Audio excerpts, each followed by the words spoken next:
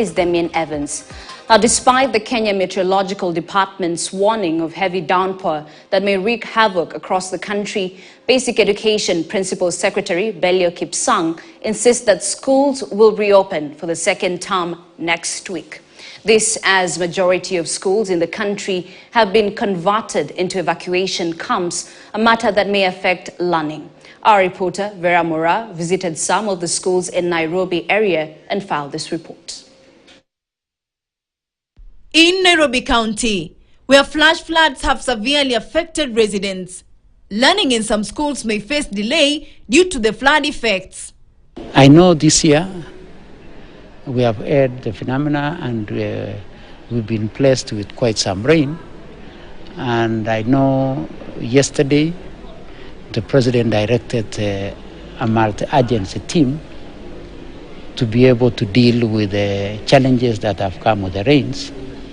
And these are part of the preparation of ensuring that our children will smoothly fit into their schools next week. KTN News visited Kariobangi Primary School in Embakasi West, Nairobi, and the aftermath of the flood is evident. With sewage odor permeating the compound, the raw sewage flooding the playground, hindering access to classrooms for the 1,800 pupils expected back in on Monday next week. Shida tumekuja tukachukua clips, tumepeleka mpaka kwa watu wa Nairobi Water, watu wa Nairobi Water wamekuja wakaflash, hawakutafuta suluhu ya kudumu. Haijaweza kufanyika suluhu ya kudumu. Ndio sababu hii shida isipotatuliwa go itabakia hivi. This is the state of affairs in Kariobangi South Primary. Watusaidie kumaliza hii shida ya sewage, wabadilishe line ambayo inapita katikati ya shule, kwa sababu shule inafunguliwa Monday. Na hii shule ikifunguliwa Monday, sioni watoto wetu kama itakuwa environment mzuri, haitakuwa mzuri kwa watoto, na inaweza lete madhara kwa watoto wetu. Parents and local leaders are pointing an accusing finger at the government for what they have termed negligence, citing recurrent troubles and incomplete projects such as an ECD classroom project by NMS. Outside Nairobi, some schools serve as internal displacement camps or evacuation centers for flood victims, while others require renovation for learning to resume.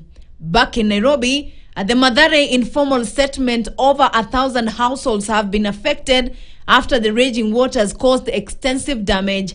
The youth there say they pulled more than 10 bodies from the raging waters, while wishers had to intervene. We are here again to give hope back to those who are affected, because some are traumatized, some also have been depressed with what happened the other day.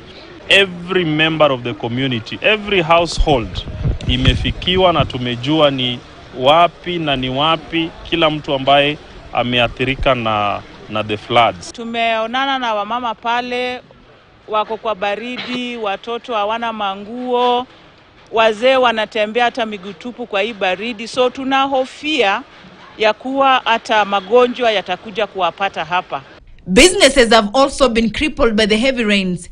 In Kikuyu constituency in the Godo village, landslides have left a trail of destruction, with section of Nairobi-Kisumu railway hanging, halting rail transport. Hii ni railway line ambayo iliundwa mwaka wa 1897 ndio ilifika hapa Nairobi.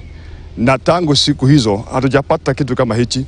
Na shirika la reli jana lilitangaza kwamba kwa sababu ya hii mvua ambayo imekuwa ikiendelea, wamesimamisha shughuli za hii route.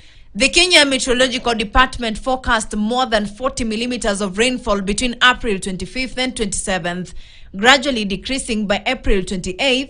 And according to Red Cross, over 25,000 families have been displaced, with 24 schools and 17 roads affected. Vera Mora, KTN News, Nairobi. President William Ruto has directed